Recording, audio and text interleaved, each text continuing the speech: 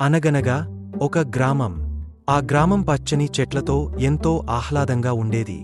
ఒక గ్రామంలో రామయ్య అనే రైతు ఉండేవాడు. అతనికి కొన్ని గొర్రెలు, మేకలు, గేదెలు ఉండేవి. వాటిలో ఓ చిన్న తెల్లని గొర్రె, దాని పేరు ముంజా. అది చాలా చురుకైనది. ముంజా కాస్త అల్లరి పిల్ల. అది గడ్డి తిని పొలాల వద్ద ఉల్లాసంగా పరుగులు తీస్తూ గెంతుతూ ఆడేది. కాని అది ఎప్పుడూ తన దారి మర్చిపోతూ ఉండేది.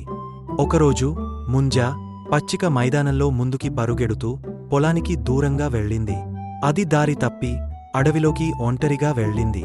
ముంజా ఎక్కడికి వచ్చిందో కూడా తెలుసుకోలేకపోయింది. అక్కడ ఓ చిన్న నది ఉంది. ముంజా దాహంగా ఉండటంతో నీరు తాగడానికి వెళ్ళింది. అక్కడున్న ఓ మొసలి ముంజాను చూడగానే తన వైపు నెమ్మదిగా కదిలింది. మొసలిని చూసిన ముంజా పారిపోయింది. అదే సమయంలో ఓ వేటగాడు అటుగా వస్తున్నాడు. అతను ముంజాను చూసి తన వలను తీసి దాన్ని పట్టుకోవాలని చూశాడు.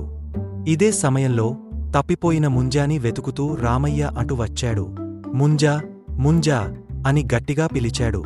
వేటగాడు వల విసిరేందుకు సిద్ధంగా ఉండగా ముంజా గట్టిగా అరిసింది. రామయ్య ఆ అరుపు విన్నాడు.